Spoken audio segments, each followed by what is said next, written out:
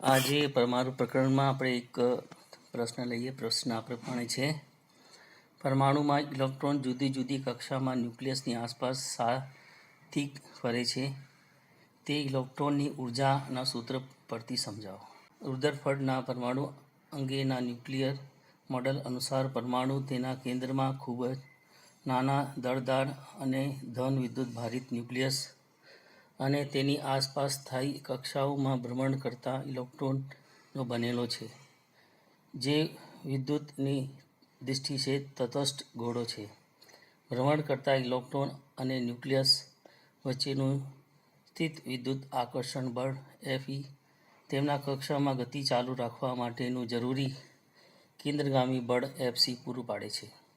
Hydrogen પરમાણુમાં ઇલેક્ટ્રોનને સ્થાયી કક્ષામાં ગતિ કરાવવા માટે Fe=Fc, જ્યાં Fe વિદ્યુતબળ અને Fc કેન્દ્રગામી બળ. Therefore, 1/4πε0e²r² mv²r e²4πε0mv². Equation 1. Therefore, V=E/√4πε0mr. Equation number 2. સમીકરણ 1 અને 2 એક કક્ષીય ત્રિજ્યા અને ઇલેક્ટ્રોનના વેગ વચ્ચેનો સંબંધ છે. હાઇડ્રોજન પરમાણુમાં ઇલેક્ટ્રોનની ગતિ ઉર્જા 1/2 mv² e²2 4πε0r સમીકરણ 1 પરથી. Therefore, ગતિ ઉર્જા E²8πε0r સમીકરણ 2. અને સ્થિતિ ઉર્જા U=-1/4πε0 ZE×E/r.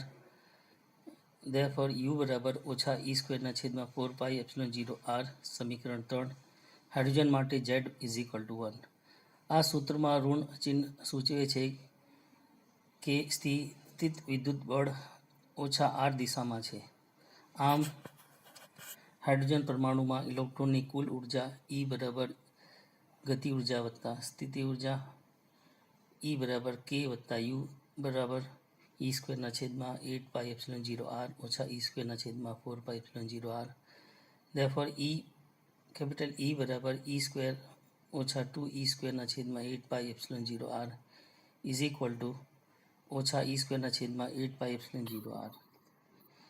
Therefore, E=-E²8πε0r. ઇલેક્ટ્રોનની કુલ ઉર્જા ઋણ છે. તે એવું સૂચવે છે કે ઇલેક્ટ્રોન ન્યુક્લિયસ સાથે બંધિત છે. જો કુલ ઉર્જા ધન હોય તો ઇલેક્ટ્રોન ન્યુક્લિયસની આસપાસ બંધ કક્ષામાં ફરતો ન હોય. ઉત્સર્જન રેખીય વર્ણપટ અને શોષણ વર્ણપટ સમજાવો. દરેક તત્વ પોતાના તાપમાન અનુસાર જુદી જુદી તરંગ લંબાઈવાળા વિકિરણનું ઉત્સર્જન કરે છે. તેથી દરેક તત્વ દ્વારા ઉત્સર્જિત વિકિરણનો લાક્ષણિક વર્ણપટ હોય છે. નીચે દબાણે પરમાણુ વાયુ કે વાષ્પમાંથી વિદ્યુત પ્રવાહ પસાર કરીને તેને ઉત્તેજિત કરવામાં આવે ત્યારે તેમાંથી ઉત્સર્જિત વિકિરણના વર્ણપટમાં અમુક નિશ્ચિત તરંગ લંબાઈઓ જ હોય છે. આ પ્રકારના વર્ણપટને ઉત્સર્જન રેખીય વર્ણપટ કહે છે. પરમાણુ હાઇડ્રોજન વડે ઉત્સર્જિત વર્ણપટ આકૃતિમાં દર્શાવેલ છે.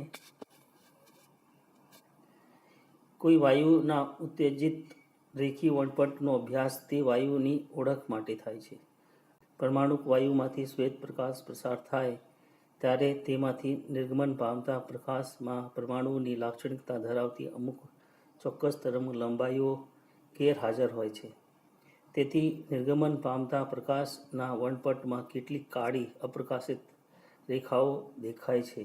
આ અપ્રકાશિત રેખાઓથી બનતા વર્ણપટને વાયુના દ્રવ્યનો શોષણ વર્ણપટ કહે છે. રુધરફર્ડનું પરમાણુ મોડેલ સમજાવીને તેની મર્યાદા જણાવો. જેમ સૂર્યની આસપાસ ગ્રહો ભ્રમણ કરે છે તેમ રુધરફોર્ડે સૂચવેલા પરમાણુ મોડેલમાં કેન્દ્રમાં ન્યુક્લિયસ અને તેની આસપાસ ભ્રમણ કરતા ઇલેક્ટ્રોનનું બનેલું પરમાણુ સ્થાયી છે. આ બંનેમાં મૂળભૂત તફાવત એ છે કે સૂર્ય અને ગ્રહોના બનેલા તંત્રમાં ગ્રહો ગુરુત્વાકર્ષણ બળથી પકડાયેલા રહે છે, જ્યારે ન્યુક્લિયસ ઇલેક્ટ્રોનના બનેલા પરમાણુમાં કુલમ્બ બળના નિયમની આંતરક્રિયા કરે છે. રુધરફોર્ડના પરમાણુ મોડેલની મર્યાદા. પ્રચલિત યંત્રશાસ્ત્ર અનુસાર ઇલેક્ટ્રોનની કક્ષીય ત્રિજ્યા ઉપર કોઈ પણ પ્રકારની મર્યાદા ન હોઈ શકે. રુધરફોર્ડના પરમાણુ મોડેલની મર્યાદા. પ્રચલિત યંત્રશાસ્ત્ર અનુસાર ઇલેક્ટ્રોનની કક્ષીય ત્રિજ્યા ઉપર કોઈપણ પ્રકારની મર્યાદા ન હોઈ શકે. ન્યુક્લિયસની આસપાસ ભ્રમણ કરતા ઇલેક્ટ્રોનનો પ્રવેગ કેન્દ્રગામી હોય છે. પ્રચલિત વિદ્યુત ચુંબકીયવાદ અનુસાર પ્રેરિત ગતિ કરતો વિદ્યુતભાર ઇલેક્ટ્રોન વિદ્યુતચુંબકીય વિકિરણના સ્વરૂપમાં ઉર્જાનું ઉત્સર્જન કરે. આથી ઇલેક્ટ્રોનની ઉર્જા સતત ઘટતી જાય છે. આથી ઇલેક્ટ્રોનની કક્ષા વર્તુળાકાર રહેવાના બદલે કમાન સર્પિલ આકારની થાય. તેથી અંતમાં તે ન્યુક્લિયસમાં પડી જાય, જે આકૃતિમાં દર્શાવેલ છે. આકૃતિમાં તમે જોઈ શકો છો અહીંયા. આવો પરમાણુ સ્થાયી ન હોઈ શકે.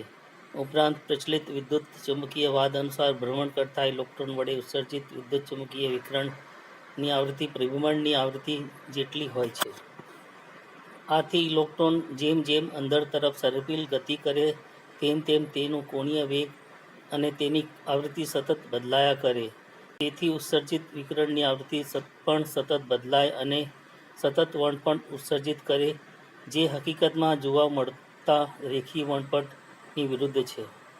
આમ રુધરફોર્ડના પરમાણુ મોડેલ એવું જણાવે છે કે પરમાણુનું બંધારણ મોડેલ સમજવા માટે પ્રચલિત ખ્યાલો પૂરતા નથી, કારણ કે આ મોડેલ પરમાણુની સ્થિરતા સમજાવવામાં નિષ્ફળ જાય છે. આમ રુધરફોર્ડનું પરમાણુ મોડેલ એવું જણાવે છે કે પરમાણુનું બંધારણ સમજવા માટે પ્રચલિત ખ્યાલો પૂરતા નથી, કારણ કે આ મોડેલ પરમાણુની સ્થિરતા સમજાવવામાં નિષ્ફળ જાય છે.